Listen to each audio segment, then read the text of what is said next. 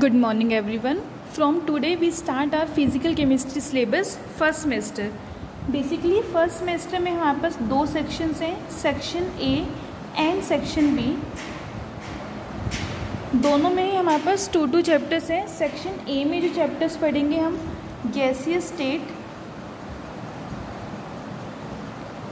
And critical phenomena.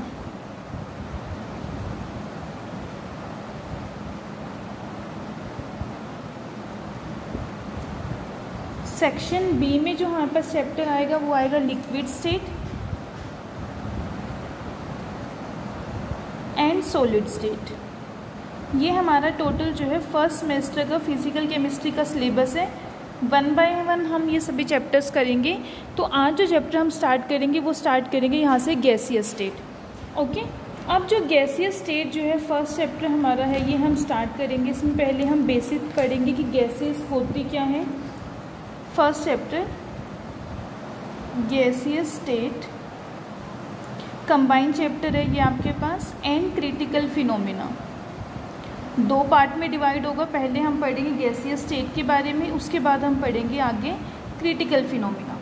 अब जैसे basically अगर मैं बिल्कुल सिंपल जो हम जूनियर क्लासेस में स्टडी करते हैं वो पढ़े कि हमारे पास जो है स्टेट्स ऑफ मैटर टोटल जो है 3 स्टेट्स होती है मैटर की, that is solid, liquid and gas. Solid, liquid and gas. अगर हम तीनों की बात करें कि तीनों स्टेट्स में से अगर गैसियस स्टेट की बात करें कि जो गैसियस स्टेट में सब्सटेंसेस होते हैं, गैसेस जो हैं उनका जो बिहेवियर है एक यूनिफॉर्म बिहेवियर है. मींस कि जो अलग अलग नेचर है गैसेस का वो सभी जो है यूनिफॉर्मिटी जो बिहेवियर है ऑलमोस्ट सिमिलर बिहेवियर शो करेंगे. फॉर एग्जाम्पल अगर मैं गैसेस के बिहेवियर की बात करूं, जैसे सबसे पहले गैस की अगर हम बात करें तो गैसेस का कैसा नेचर होता है. गैसेस एक्सपेंड इनडेफिनेटली, कि अगर हम उन्हें किसी भी वेसल में रखेंगे तो वो क्या होगा उसमें एक्सपैंड हो जाएगी. जिस भी शेप का हमारे पास वेसल होगा वो वही वाली शेप जो है ले लेंगी. तो सभी ये डिपेंड नहीं करता कि गैस का नेचर कैसा है, कि अलग अलग नेचर की होने के बाद भी सभी जो गैसेस होती हैं उनकी एक यूनिफॉर्म प्रॉपर्टी है कि वो क्या करेंगी, एक्सपैंड करेगी. सिमिलर वे में अगर हम गैसेस के ऊपर प्रेशर अप्लाई करें तो उससे क्या होगा, वो कंप्रेस्ड हो जाएंगी. दे can B compressed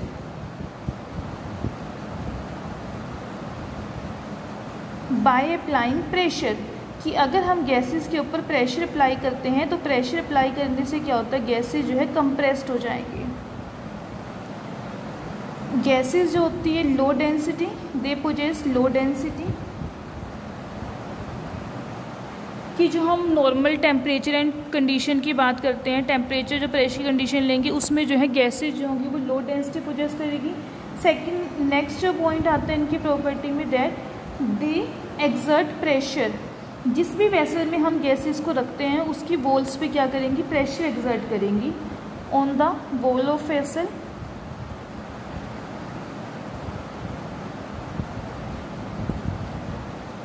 and gases they can be liquefied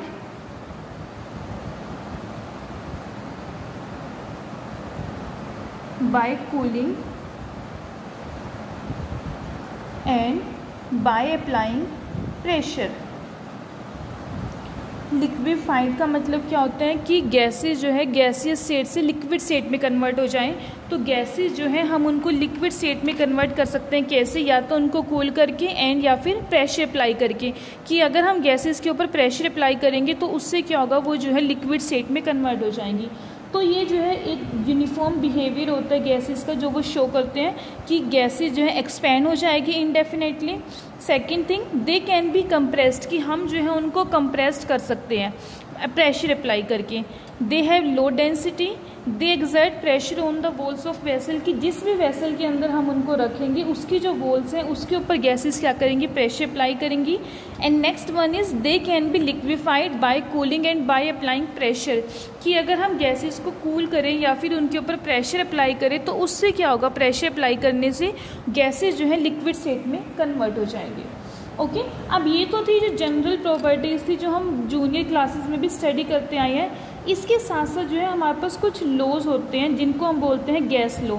for example Boyle's law है, चार्ल्स लॉ है, एवोगैड्रो लॉ है, कि जो गैसेस होती है इन प्रॉपर्टीज़ के साथ साथ जो है उन लॉज को भी जो है ओबे करती है। वन बाय वन जो है अब हम ब्रीफ में वो लॉ डिस्कस करेंगे। जैसे फर्स्ट जो लॉ आता है गैसेस का वो है बॉयल्स लॉ।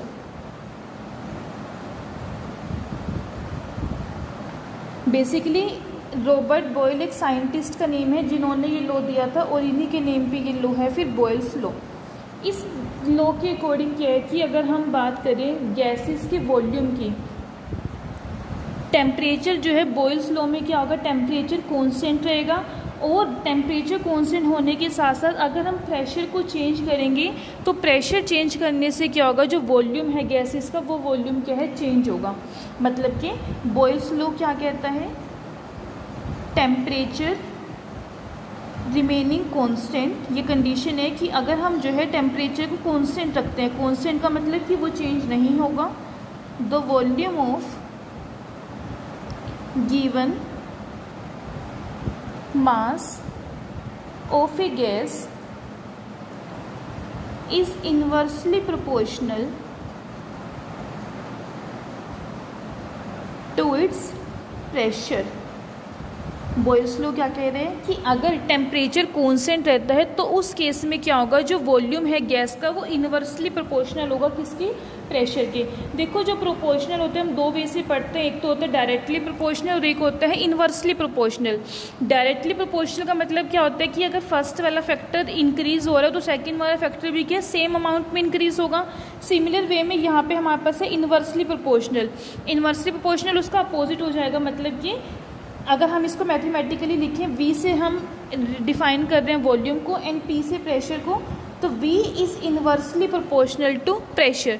इसका मतलब क्या है, अगर आपके पास प्रेशर की वैल्यू इंक्रीज होती है तो वॉल्यूम क्या होगा, डिक्रीज होगा, बिकॉज इन दोनों में क्या है, इन्वर्सली रिलेशन है। ओके, प्रेशर की वैल्यू अगर इंक्रीज होती है तो वॉल्यूम डिक्रीज होगा एंड वाइस वर्सा, मीन्स अगर प्रेशर को डिक्रीज करते हैं तो उससे क्या होगा, वॉल्यूम क्या है, इंक्रीज हो जाएगा। और कंडीशन हमारे पास क्या है, टेम्परेचर इज कांस्टेंट। और इसको हम यहाँ से PV is equal to constant भी लिख सकते हैं। क्रॉस मल्टीप्लाई कर लूँ, PV is directly proportional to 1 आ जाएगा, वो क्या है, कांस्टेंट, तो ये हो जाएगा PV is equal to constant.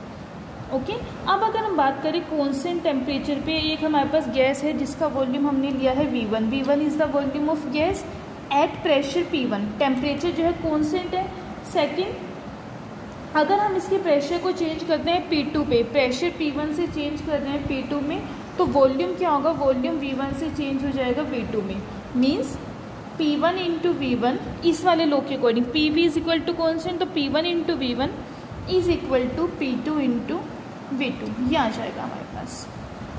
बस कंडीशन क्या है, एक कंडीशन है दैट टेम्परेचर रिमेन्स कांस्टेंट। तो ये हमारे पास है बॉयल्स लॉ। बॉयल्स लॉ क्या कह रहे हैं, टेम्परेचर रिमेनिंग कांस्टेंट। अगर टेम्परेचर आपके पास कांस्टेंट है तो जो वॉल्यूम है गैस का that is inversely proportional to its pressure, वो क्या होगा, इन्वर्सली प्रोपोर्शनल होगा प्रेशर के। अब इसके बाद सेकेंड लॉ आता है चार्ल्स लॉ, और इसका जो सेकेंड नेम होता है गे-लेसिक लॉ। फिर से चार्ल्स जो एक साइंटिस्ट का नेम है जिनके नेम पे ये लॉ है, Charles law.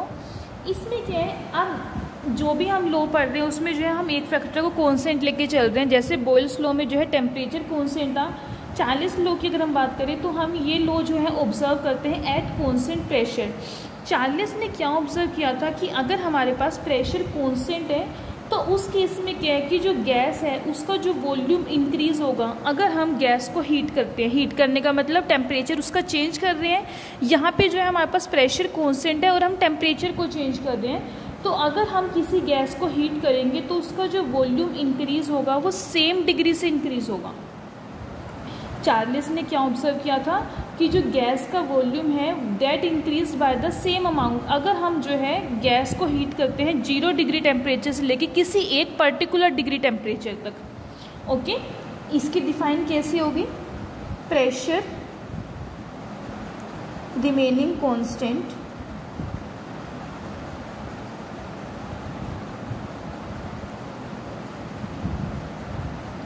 the volume of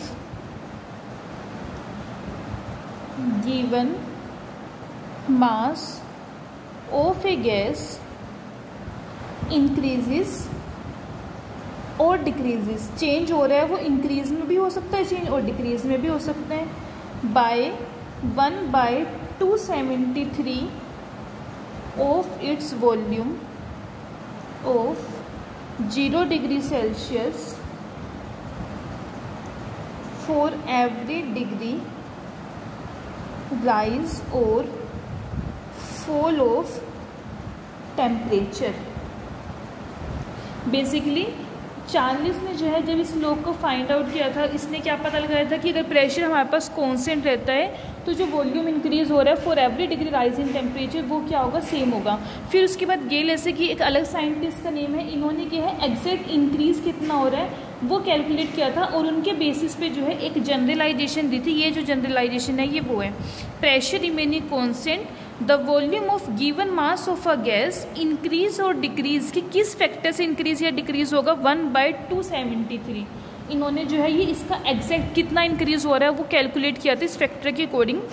1/273 of its volume of 0 degree volume at 0 degree Celsius for every degree rise और फॉल ऑफ टेम्परेचर, कि जो वॉल्यूम हमारे पास गैस का 0 डिग्री टेम्परेचर पे है, अगर हम टेम्परेचर को इंक्रीज़ कर रहे हैं तो जो इंक्रीज़ होगा वो क्या होगा, इस फैक्टर के अकॉर्डिंग होगा 1/273।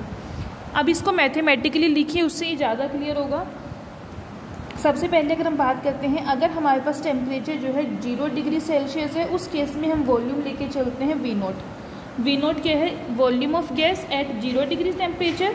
और फिर अगर टेम्परेचर 0 डिग्री से सपोज करो T डिग्री सेल्सियस तक, T डिग्री कोई भी नंबर हो सकता है, 5, 10, 20, 30, हम इंक्रीज़ करते हैं टेम्परेचर को तो वॉल्यूम जो है, वॉल्यूम कितने में चेंज हो रहा है, V नोट से चेंज हो जाएगा VT में। V नोट क्या है, volume at 0 degree temperature and VT is the volume at T degree temperature. Okay, तो मैथमेटिकली इसको कैसे लिखेंगे, VT volume at T degree temperature is equal to V nought उसका initial volume plus V nought divided by 273 into T। ये हमारे पास mathematical generalisation आ जाएगी Charles law की। दोनों में V नोट आ रहा है, अगर मैं यहाँ से V नोट कॉमन ले लूँ, 1 प्लस T डिवाइडेड बाई 273, ये हमारे पास आ जाएगा। ओके, 1/273 फैक्टर है इनिशियल वॉल्यूम उसका प्लस इनिशियल वॉल्यूम का 1/273 टाइम्स, तो ये जो है इसकी मैथमेटिकल जनरलाइजेशन आ जाएगी। अभी हमारे पास ये आ गया है, VT is equal to V naught 1 plus T divided by 273, और इसको हम ऐसे भी लिख सकते हैं, V नोट अंदर एलसीएम ले लें इसका, 273 plus T, VT is equal to. Okay, अब आगे कहते हैं हम कि अगर हम जो है टेम्परेचर जो है -273 डिग्री ले लें at T is equal to -273, मतलब कि यहाँ पे हम जो TT लिख रहे हैं जहाँ पे वहाँ पे -273 अगर मैं पुट कर दूँ तो VT की वैल्यू कितनी आएगी, V नोट 273, T की जगह पे मुझे पुट करना है -273 डिवाइडेड बाई 273, तो ये क्या हो जाएगा, 270 माइनस 273 कंप्लीट फैक्टर क्या होगा, 0 हो जाएगा। इसका मतलब क्या है कि अगर हमारे पास टेम्परेचर -273 डिग्री सेल्सियस है तो उस केस में जो वॉल्यूम है गैस का दैट रिड्यूसिस टू 0। VT क्या था, volume of the gas at T degree temperature, and हमारा अगर टेम्परेचर -273 डिग्री सेल्सियस है तो उस केस में क्या होगा, volume of the gas is reduce to 0। Volume of gas is reduced to 0, या फिर इसको कह सकते हैं that is gas ceases to exist, मतलब कि वो एग्जिस्ट करना ही बंद कर देगी। और सेकेंड वे में that the gas gets liquefied, gas form में एग्जिस्ट नहीं करी, इसका मतलब क्या है, वो क्या है, लिक्विफाइड हो चुकी है, लिक्विड स्टेट में कन्वर्ट हो जाएगी। ओके, तो ये जो टेम्परेचर है पर्टिकुलरली -273 डिग्री सेल्सियस, जिस पे क्या हो रहा है, गैस का जो वॉल्यूम है that reduces to 0 degree temperature, इस टेम्परेचर को हम बोलते हैं एब्सोल्यूट जीरो।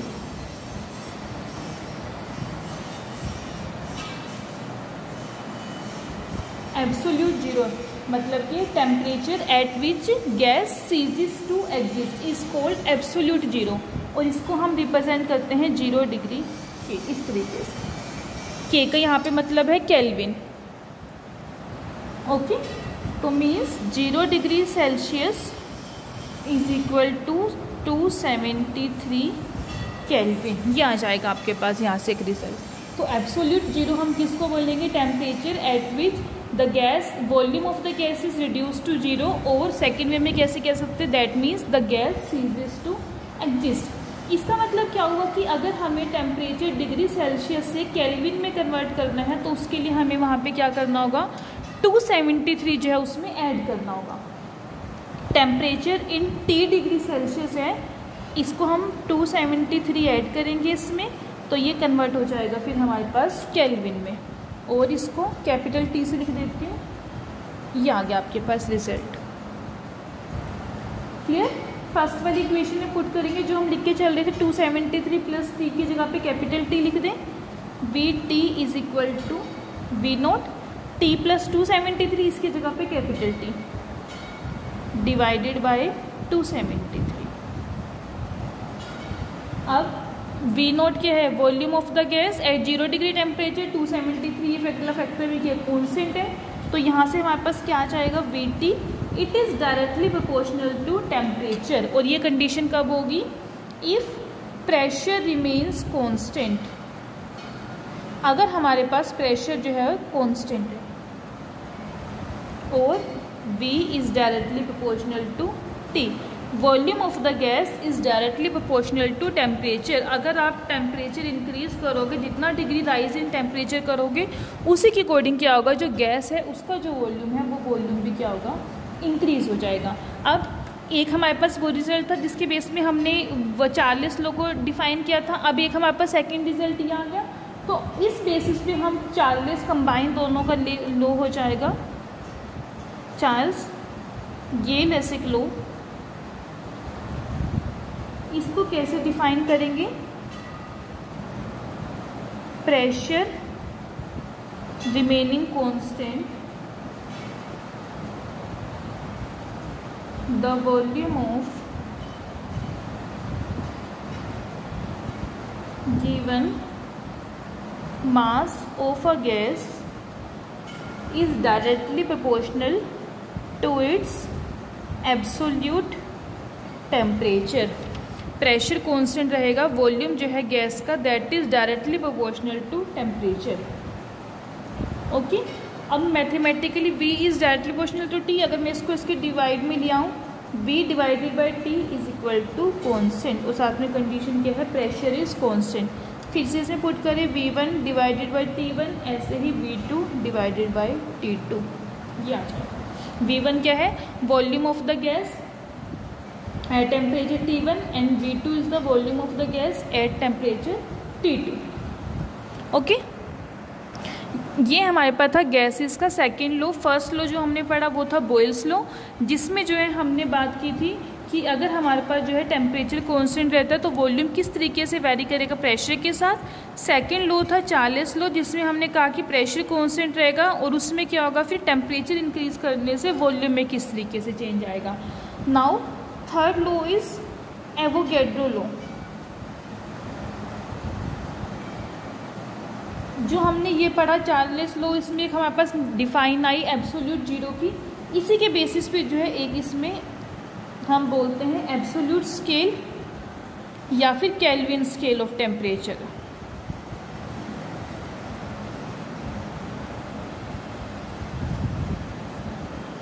बेसिकली इसमें है क्या कि जो हम -273 डिग्री सेल्सियस लेके चल रही हैं, और इसको कैसे 0 डिग्री केल्विन भी बोल सकते हैं।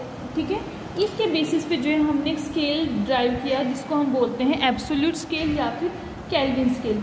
इस स्केल पे बेसिकली क्या होगा? टेम्परेचर जो है केल्विन में ऑब्टेन्ड होगा। कैसे? हम क्या करेंगे? डिग्री सेंटीग्रेड में 273 जो है ऐड कर देंगे। जैसे ये आपके पास एक स्केल है,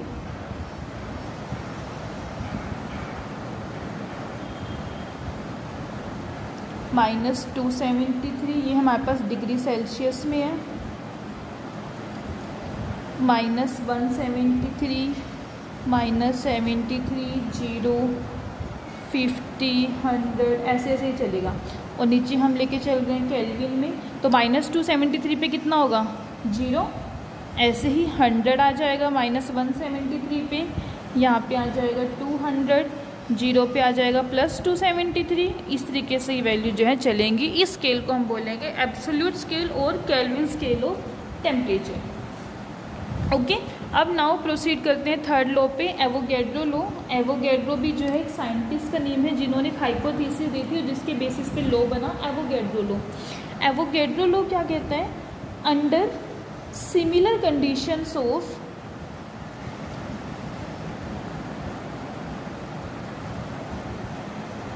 टेम्परेचर एंड प्रेशर की, same condition temperature and pressure की अगर हो हमारे पास, then equal volume of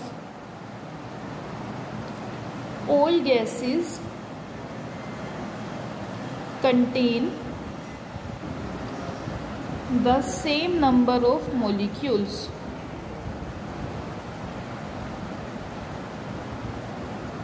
Under similar condition of temperature and pressure, equal volume of all gases contain the same number of molecule। कि अगर हमारे पास कोई दो गैसेज है जिनका जो है वॉल्यूम दोनों का आपस में इक्वल है, तो उस केस में क्या होगा, दोनों के अंदर मोलिक्यूल्स भी जो है वो सेम होंगे। सपोज करो हम दो गैसेज लेके चल रहे हैं, दोनों का ही वॉल्यूम जो है 10 लीटर है, तो अगर उन दोनों का वॉल्यूम जो है सेम है तो उनके अंदर जो नंबर ऑफ मोलिक्यूल्स हैं वो भी क्या होंगे, सेम होंगे। Under the similar conditions of temperature and pressure, means कि टेम्परेचर प्रेशर जो है वो सेम होंगे दोनों केस।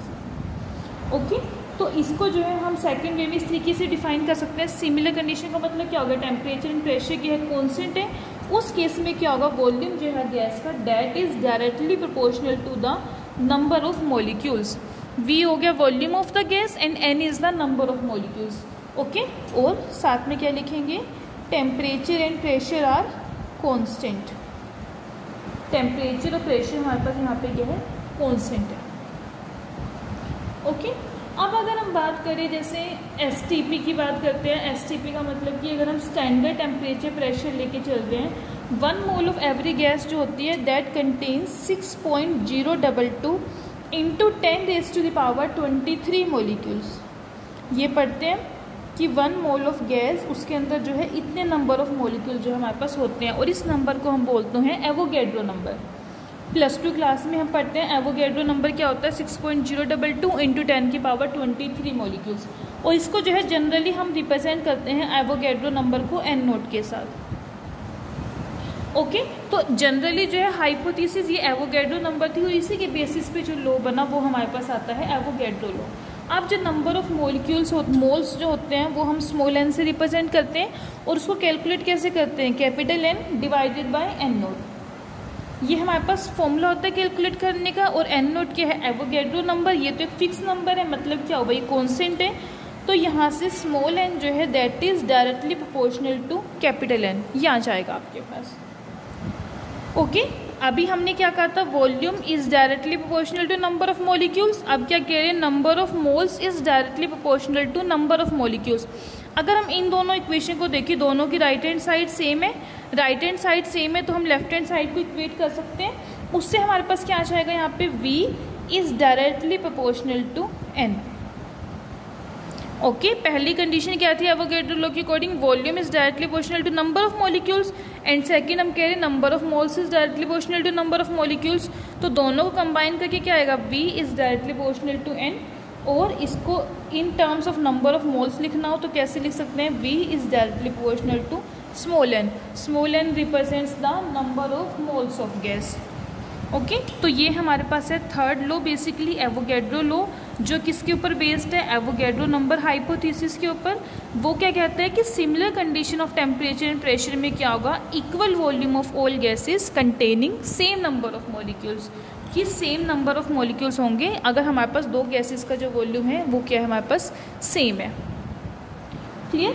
अब इसके बाद नेक्स्ट आता है कंबाइंड गैस लॉ।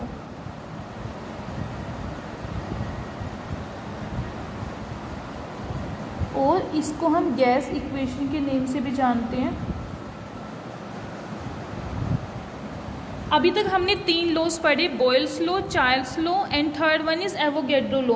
कंबाइंड का मतलब क्या होता है, आपस में कंबाइन कर देना। तो यहाँ पे जो है हमारे पास जो तीनों लॉज हैं हम उन तीनों को कंबाइन पढ़ेंगे, जिसको हम बोलते हैं gas equation.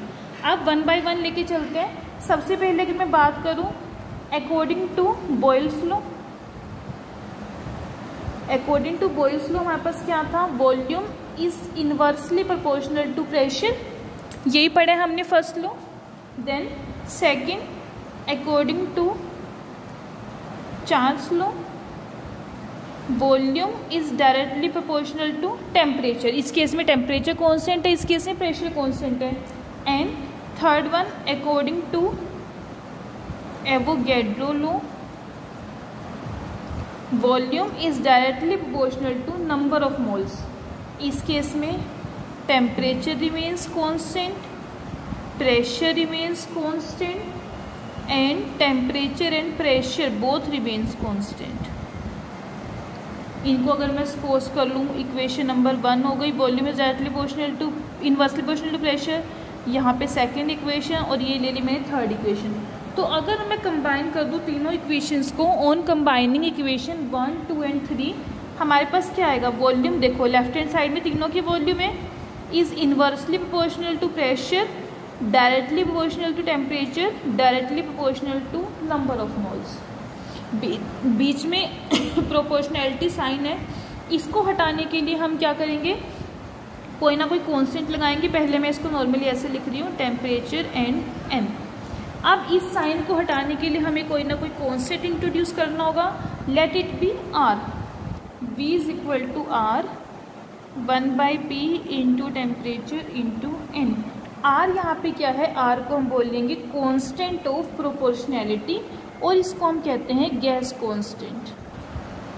Here R is the gas constant. Gas equation है तो इसी में आर जो हमने लिया क्या हो गया, वो गैस कांस्टेंट। और इक्वेशन अब आपके पास क्या होगी, इसको इधर ले जाऊँ अगर मैं, PV is equal to nRT, इस इक्वेशन को हम बोलते हैं गैस इक्वेशन और आइडियल गैस इक्वेशन।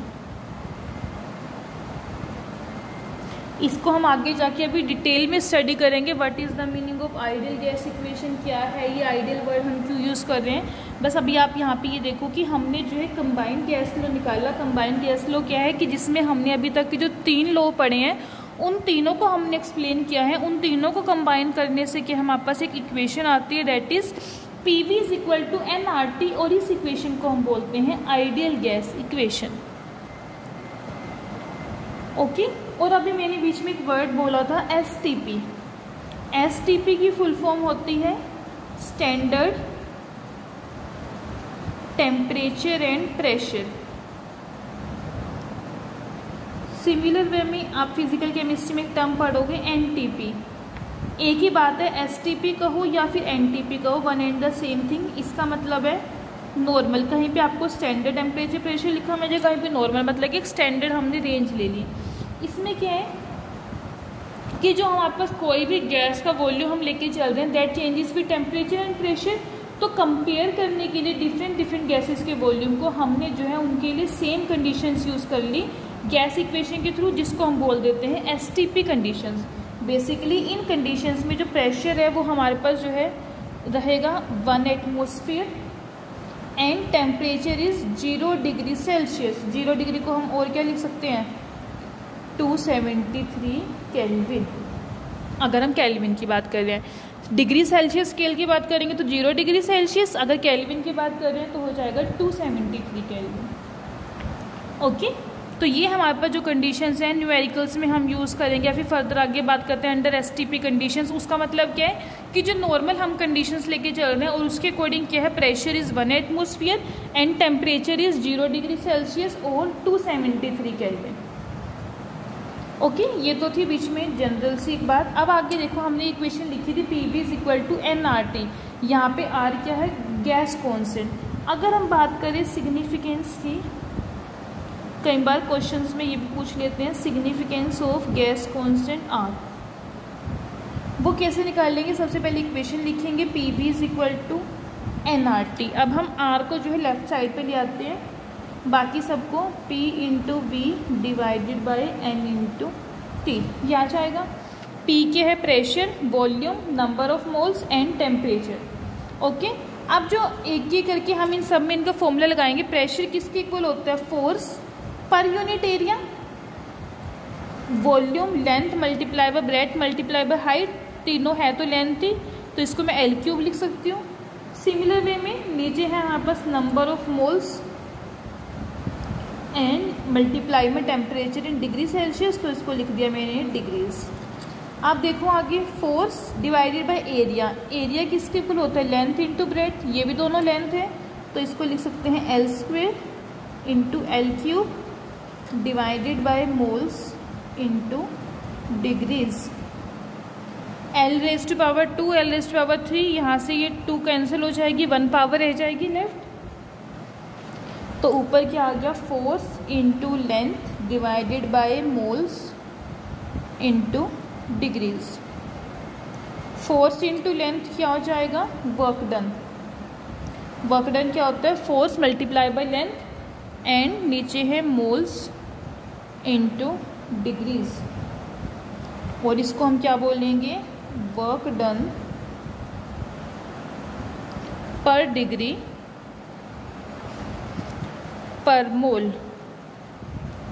नीचे लिखा हुआ है ना, इसलिए हमने लिखा पर डिग्री पर मोल। ये हमारे पास बेसिकली क्या है? आर का सिग्निफिकेंस आ गया कि आर किसके इक्वल है? वर्क डन पर डिग्री पर मोल। ओके, अब जो है हम न्यूमेरिकल वैल्यूज़ में जो है आर की डिफरेंट वैल्यू जो है कैलकुलेट कर सकते हैं। अब जैसे फर्स्ट में बात करूँ एनटीपी कंडीशंस पे, मतलब कि normal temperature pressure at NTP condition for 1 mole of gas. अभी हमने पढ़ा था पीछे एनटीपी में प्रेशर हम कितना लेके चलते हैं? 1 atmosphere, temperature is 0 degree Celsius या फिर 273 kelvin and 1 mole of gas है, तो N इज इक्वल टू कितना हो जाएगा? 1। पिछले वाले फॉर्मूले में पुट कर देंगे, क्या था formula? P into V divided by N into T. Pressure is 1, volume pressure 1 atmosphere, volume 22.4 litre, ये एनटीपी पे वॉल्यूम की वैल्यू है। Multiply by 22.4 divided by number of moles 1, temperature है 273। तो इसको जब आप मल्टीप्लाई करके पहले डिवाइड सोल्व करोगे तो ये आएगा 0.0821। ये हम आर की वैल्यू लेके चलते हैं। यूनिट्स क्या होंगे इसके? जो भी हमने पीछे पढ़े, लीटर, एटमॉस्फेयर, पर डिग्री, पर मोल। देखो यूनिट्स जो है आपको लर्न होने चाहिए। कई बार हमारे पास कंपल्सरी क्वेश्चन में 1 मार्क में सब यूनिट भी पूछ लेते हैं, और इसमें रट्टा लगाने वाली कोई बात नहीं, समझ के आप कर सकते हो। देखो, प्रेशर की यूनिट होते हैं एटमॉस्फेयर, वॉल्यूम की यूनिट है लीटर, मैंने ऊपर लिखे हुए, तो ये आ गया लीटर एटमॉस्फेयर। अब ये दोनों चीज़ें डिवाइड में जब आप इनको ऊपर लेके जाओगे तो माइनस के साथ आएगी। नंबर ऑफ मोल्स तो हो जाएगा मोल इनवर्स, एंड टेम्परेचर हो जाएगा डिग्री इनवर्स। तो इसकी यूनिट्स बन जाएंगे 0.0821 लीटर एटमॉस्फेयर पर डिग्री पर मोल। इस तरीके से हम यूनिट्स कैलकुलेट कर सकते हैं। सेकंड, ये तो थी एनटीपी पे बात। अगर हम बात करें सीजीएस यूनिट में, इन सीजीएस यूनिट फिर से प्रेशर इसमें होगा 76 सेंटीमीटर, और इसको हम कन्वर्ट कर लेंगे डाइन स्क्वायर में मल्टीप्लाई करके 13.6 इंटू 9821 डाइन्स पर स्क्वायर सेंटीमीटर। वॉल्यूम लीटर में है, यहाँ पे सेंटीमीटर क्यूब में लेंगे, 22400 centimetre cube. Temperature is 273 kelvin and number of moles is 1 मोल। फिर से ये सारी वैल्यूज पुट करेंगे आर में। 76 इंटू 13.6 मल्टीप्लाई बाय 9821, साथ में है 22400 डिवाइडेड बाई 273 इंटू 1। जब आप इस सारी कैलकुलेशन को सोल्व करके देखोगे तो ये वैल्यू आएगी 8.314 इंटू 10⁻⁷ अल्स पर डिग्री पर मोल, ये हमारे पास हो जाएगी। ओके, थर्ड वन सीजीएस भी हो गया, एसआई यूनिट्स। अगर हम SI यूनिट की बात करें तो 10⁻7 जो है वो इक्वल होता है 1 जाउल के। SI यूनिट जो है हमारे पास जाउल होते हैं, जाउल लेके चलते हैं, तो इसमें R इज इक्वल टू 8.314, ये जो वैल्यू आई है इसी में कर लेंगे चेंज। 10⁻7 डिवाइडेड में 10⁻7 जाउल में कन्वर्ट करने के लिए डिवाइड कर देंगे, यूनिट हो जाएगी जाउल्स पर डिग्री पर मोल। ये वाला पार्ट जो है सेम रहेगा, ये कैंसिल हो जाएगा। 8.314 जाउल पर केल्विन इनवर्स पर मोल इनवर्स। ओके, फर्दर इस वैल्यू को जो है हम पुट कर सकते हैं, एक और यूनिट हो सकते हैं, न्यूमेरिकल में कहीं भी पूछ लेते हैं। 4.184 joule that is equal to 1 calorie. तो अगर हम P में पुट R की वैल्यू पुट करें 8.314, इसको डिवाइड कर दें 4.184 फैक्टर से, तो बस कितना डिफरेंस आएगा, यहाँ पे जो हमारे पास यूनिट्स है वो आ जाएगी कैलोरीज में, पर डिग्री पर मोल। ओके, इसे सोल्व करोगे 1 पॉइंट समथिंग आएगा कैलोरीज पर डिग्री पर मोल। देखो ये सारे जितने भी हमने यूनिट्स पढ़े हैं ये सभी जो है हमने पढ़े हैं न्यूमेरिकल कैलकुलेशन के लिए। ओके, तो यहाँ तक जो है हमने टोटल 4 लॉस पढ़ लिए। अब इससे आगे वाला जो टॉपिक है वो हम अपनी नेक्स्ट लेक्चर में कवर करेंगे। Thank you everyone.